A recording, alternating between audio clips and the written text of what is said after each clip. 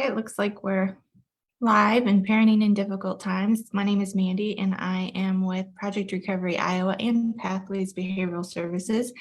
And today I have with me Griffin Hickey, who joins us for the third time to talk about substance use, substance abuse, and what we need to know.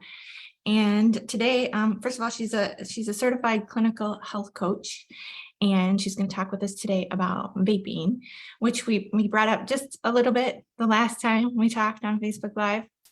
And you kind of mentioned that it's a bit of its own beast on its own. So we thought we should do a Facebook Live just to cover vaping and what parents might need to know. And if parents are listening, if anybody's listening and has some questions, feel free to put it in the comments and I'll relay those to Griffin. And also, she sent me some really good links and I will post those in the comments after the fact too. So you can research more information about all of this if you are interested or if you are in need. So Project Recovery Iowa came about when the pandemic was declared a disaster. And then we had a derecho and we've had some tornadoes. So we're here for that extra emotional support that's oftentimes needed in the event of a disaster. And there's still all kinds of everyday needs going on, even when a disaster goes on. So, and things like substance use and substance abuse, but also Griffin and I are both parents, and Griffin happens to be kind of doing, well, as moms, we're always doing double duty, right? I mean, you never stop being a mom, but today she's home with a sick child. So appreciate her being here and giving us as much attention as she can and sharing her knowledge. So have at it, Griffin. You can share your screen. I know you have a PowerPoint. All right, let's get started. Thank you for the introduction, Mandy. So I also work at Pathways. I do our health coaching for our CCBHC grant, but I also do. Sorry, I'm trying to talk and get this going. I also am a community prevention educator, so I do a lot of speaking about substance use prevention. So I will go ahead and get started. Yeah, we talked about tobacco, nicotine cessation at the last Facebook Live, and so this one is going to be specifically with vaping. So I'm just going to start with, I mean, obviously, we have a lot of data on the short and long-term consequences of smoking cigarettes or using chewing tobacco, but vaping is relatively new. But we do have some really good short-term research about the short-term effects. So although e-cigarettes have not been around for a long time, there is some really good research coming out, and obviously we're hoping to get more as we know more. So nicotine is that addictive substance. It's found in tobacco products, your cigarettes, chewing tobacco, also vaping. And nicotine, it kind of rewires your brain and turns your brain against you. So that's kind of where that addiction components comes in. Even if you want to quit, it's really hard to quit because your brain is constantly wanting that nicotine and wanting more. It kind of hijacks that reward pathway. And then nicotine also can make your heartbeat faster, kind of activates that fight or flight response that, we're aware of when we're in those like stressful situations. The aerosol damages specific cells in your circulatory system, which increases your risk for heart disease. We'll talk about the heart a little more later on. The nicotine on its own can cause trouble breathing and damage to the lungs. And our lungs are not not designed to have anything in them besides air. I mean, air goes in, air comes out. And so by adding really anything that we breathe in that we're, not supposed to, whether it's, these aerosols from vaping, obviously if it's smoke or anything that we're inhaling that's not supposed to be in them, our lung just doesn't know how to process that. It can't break down those chemicals. So it can be very damaging. So lung damage caused by e-cigarette aerosol increases the chances for lung injury and lung disease, which makes sense. If our lungs aren't working properly, they get damaged. It's going to increase more damage from happening. Nicotine can also cause acid reflux. That's something else, kind of random, it seems, but that's something else that can be caused from using nicotine. And nicotine also can negatively impact reproductive organs. So I know a lot of youth probably are not thinking about reproducing at this stage in their life, but if they start vaping young, that nicotine can impact their reproductive organs. So something else I usually always mention, sometimes kids get a little squeamish when I talk about that, but it's something else that definitely can be damaging. Well, I think that when it first came out, I mean, so it's a source of nicotine, but it's also a source of THC, or it can be, right? And I Mhm. think when, this is just my own thought, no research base, but it seems like when it first came out, it was like, oh, yay, a safe way to take these things in. Mhm. But we're finding no, right? No, yep. And we'll kind of get to that water, why it's called vaping. I mean, it's called vaping because it sounds healthier, it sounds safer than smoking. I mean, smoking has a really negative, that word just it comes off really negative. There's a lot of negative things that we know happens with smoking, cancer and all those different chronic diseases. When we talk about vaping, people think water vapor, they think like a humidifier. And that's not the case. It's not just water vapor. But yes, we will definitely talk about that a little bit later. And you mentioned the THC. So THC, not only are people vaping nicotine, and it's liquid nicotine, they're called e-salts, they're vaping THC too, which has also THC is that addictive substance, just like nicotine. And then it's still by the process of heating up the device and turning this liquid into a gas. That's the chemicals. That's the stuff that's getting in people's lungs that shouldn't be there, and our lungs can't process that. So whether it's nicotine or THC, it can all cause damage. And here, you're kind of led into this pretty slide of these lungs. So we kind of mentioned this, that e-cigarettes recent studies have shown that using e-cigarettes found that they raise someone's risk of developing a long-term lung disease, which makes sense. If only air is supposed to be in there and all these aerosols and chemicals are getting in there, it's damaging the lungs. People can develop bronchitis, which is inflammation and irritation of the major airways in the body. Emphysema is something that can happen with e-cigarettes as well. It's a pretty common one with smoking cigarettes, emphysema. We see emphysema, but we're finding that using e-cigarettes can cause that same condition.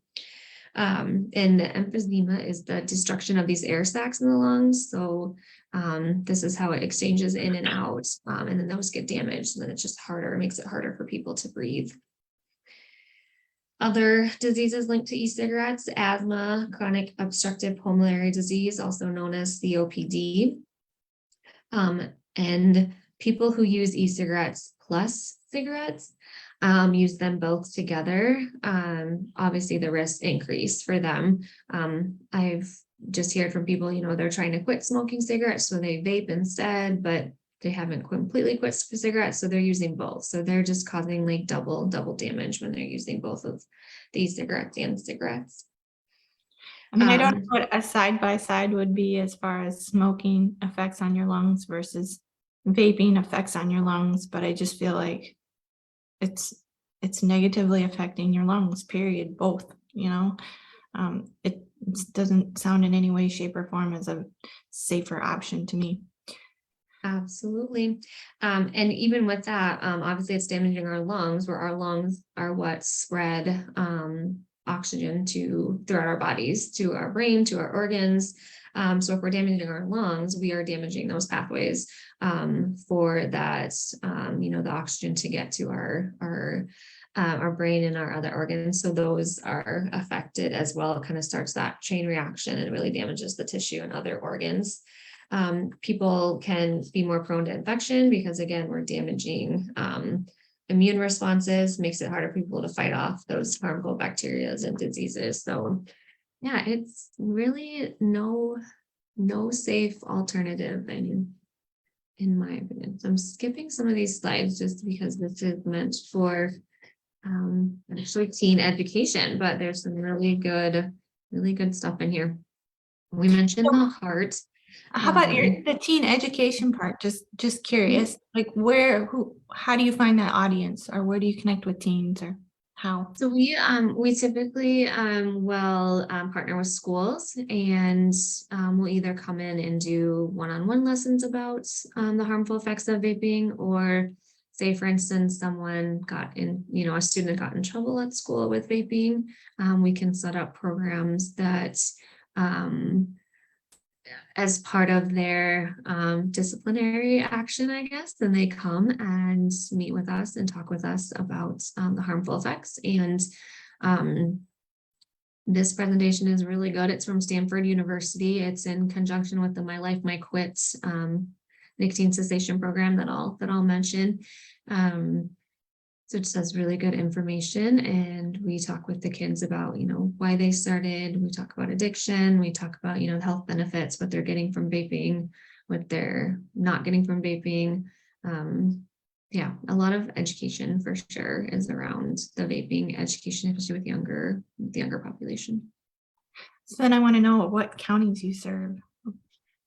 So we have the tobacco grant in Black Hawk County, in Buchanan County, in Chickasaw County, and in Tama County.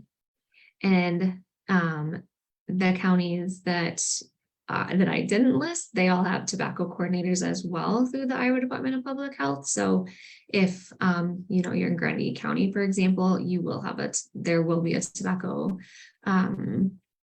coordinator available in that county to provide similar services to what we provide in the counties that we serve. Very good. Thank you. Yeah.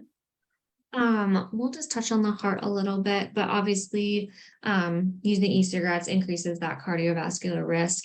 The heart is obviously that center for pumping blood throughout the body, and those blood vessels also deliver that fresh oxygen. So if that is damaged, then obviously it makes it harder for this to happen. So scientists have discovered that e-cigarette aerosols from using or breathing in secondhand aerosol impair the function of blood vessels by making them stiff. So if those blood vessels are stiff, it decreases that blood flow, and it can lead to blood clotting. It can also affect, like we talked about, that fresh oxygen from moving throughout the body. And so, your brain, your muscles, liver, other parts of your body can be damaged. If you have stiff blood vessels, if you have blood clotting happen, that increases your chance for heart attack or heart disease. And I guess when I think of heart attack and heart disease, I think of, older people. But if, we're starting to see younger people start using vaping devices, it can seriously impact their heart as well. Even though they're young and healthy, increased use can cause some of this. So that's pretty scary as well, too. That is scary. I think what I'm seeing in the lower left-hand corner might be a vaping cartridge. Am I right or no? Okay, because Yes. I feel like I've seen parts of a vaping device, like on the ground, like by a gas station or whatever. But that my lack of awareness of what that really looks like, I'm thinking there's probably other people that aren't aware of as a parent, if you were to find something, just to be aware of what you're looking at and know what you found might be helpful. Absolutely. Yeah, this is the puff bar, so it's just one of them. Some of them actually look like boxes. They are very large. And they're like a rectangle, and then they have a little like straw looking thing at the top that people hold the box and then suck out the straw. These are very discreet. So even vaping devices, some are disposable and some of them are refillable. So these are disposable. So you would use this device that has the liquid nicotine in it. You would use this device and then you would throw it away. So that's what you're seeing, at parks, on on sidewalks as well. And you brought up another point. These are also really harmful to the environment. Nicotine is considered a toxic substance. So if we are throwing these devices, if people are throwing these devices away, throwing them on the ground, it obviously can harm the environment. Touching the liquid nicotine can also cause like irritation, kind of like skin burns, I guess is how I would describe it. And so if someone would even try to pick it up and it, some of that liquid nicotine gets on their fingers, it can cause damage too. I think, okay, I have to push a bunch of buttons to get this to go away. I have another slide that kind of shows them, but yes, they can come in all sorts of different forms. There's all sorts of brands. Juul was a super popular one. They were big. They had probably the most sales ever, but they recently, last week, were banned from the FDA. So Juul can no longer sell their products. It makes it's a good step, that they're being regulated a little bit more, but there are still so many different brands and products. I mean, you can just search vaping device in Google and so many different brands show up. So I would say those little ones like in that picture are probably the most common among youth, but really any of them. The first time I ever saw something like that, I first thought it reminded me of a thumb drive. I don't even know if thumb drives still exist, but that's what it made me think of. Yeah, absolutely. And that's why even in school, sometimes it's hard to know, if the student's not actually using it, or if it does fall on the floor or something, they think it might just be something, right, something for school, something electronic, but it's not, it's something different. So yeah, we talked about this a little bit. It's not just water vapor. There's tons of chemicals and other things in that cartridge once it's heated up in the process. So here's a couple other examples. This was the Juul, a little wider, still small though. There's your puff bar, and then this is You're doing a good job focusing. I'm impressed. Nice job. this is actually promotional item for My Life, My Quit and Quit line. So she plays with them often. But yeah, so these are probably my favorite slides.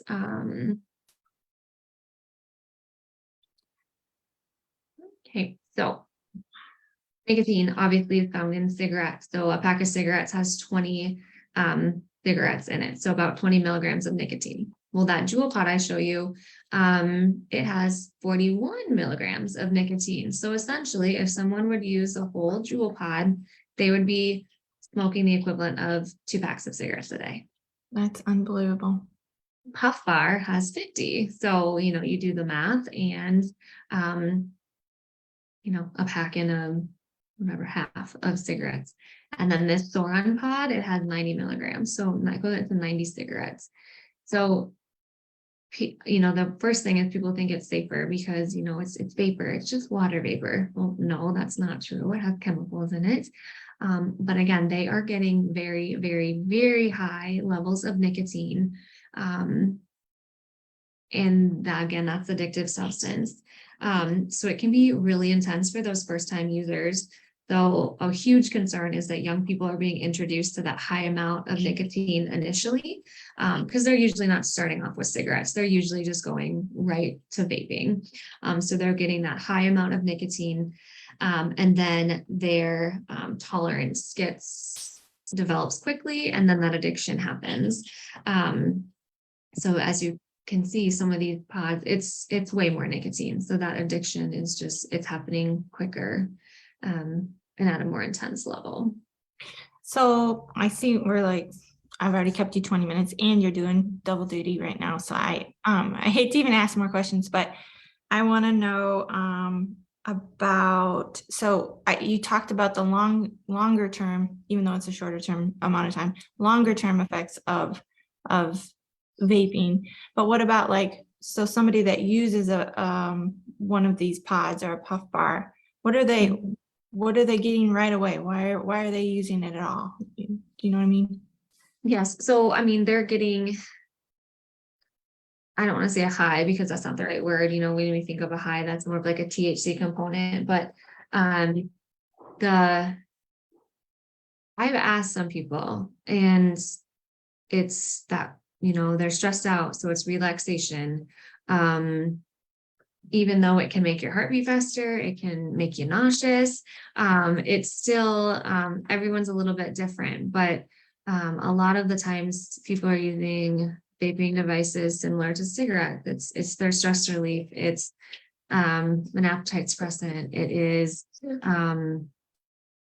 most of the time it's just to make them calm. They just like the way it makes them feel. They like the flavors. They like the way it makes, it tastes. And that's another thing too, is that a lot of youth don't realize that those flavors, the flavors in the aerosols can cause even more damage. Just because it's, it's an additive, it's something else in them. So yeah, kind of. I'm guessing that's one. Well, I'm guessing that's one of the chemicals that you mentioned, the flavoring part would essentially be a chemical, because I'm guessing they're not squeezing a lemon and putting it in there or whatever. So yeah, and some of the like glycerin or there's another substance that's common in vaping devices, and it's fine in other it's fine when it's found in other products, but it's not meant to be inhaled into our lungs. And so that's kind of the thing, is that our lungs can't handle anything, or they weren't designed for anything but air. And so when there's other things in these products, it's affecting our lungs. So dry mouth is a pretty common side effect of vaping because of the chemical that is used. And it's found in like some makeup products, because they obviously want to like suck up that moisture. It's found in there's like the fog machine. So these products that they're using in vaping devices, similar to cigarettes, like the tar found in cigarettes is obviously not just used in cigarettes. So they're found other places, and it's okay when it's in makeup, but when it's being inhaled into your lungs, that's what makes it not safe. interesting. I can see why you have a very long PowerPoint, because now all of a sudden I feel like I have 1,000 questions, and but people know how to access more information if needed. So can they also email you if they're from one of those counties? Or Absolutely. And I was going to pull up just these resources quick. I know I mentioned them at the last time, but my Life My Quit is if you're 18 and under, you can utilize this resource. It's a free, confidential, so you don't have to have your parents' permission, but it's coaching services, it's resources to help you quit. It's a great resource. Their chat is available. You can see the little live chat, you can text them. And then then Quitline Iowa is for if you're 18 and older. If you contact either one of these sources, they're going to ask you your age, and so they will get you to the appropriate place. But Quitline Iowa is if you're 18 and older. It's the same thing. You call them, you do the live chat, you can enroll in their services for quitting, whether it's vaping, whether it's tobacco products in general. These are great resources. very good. And yes, if there's any more questions, people can contact me. Send comments my way or questions my way. That would be helpful. I will. I think it looks like my Facebook is not refreshing. So if there's any questions or comments in there, I'll just send them your way. Okay, Griffin. And thank you for joining us. Jordan, I see one. Jordan says, this was very informative. Thank you. So I do see one coming through. So that's good. Makes me feel like I'm there though. I can see him. So, but if anybody has any more questions, let me know and I will send those Griffin's way. And thank you for doing double duty. You did a good job. Thank you for being patient with me. I hope she feels better soon. Yeah, me too. Thanks, Mandy. Thank you, everyone.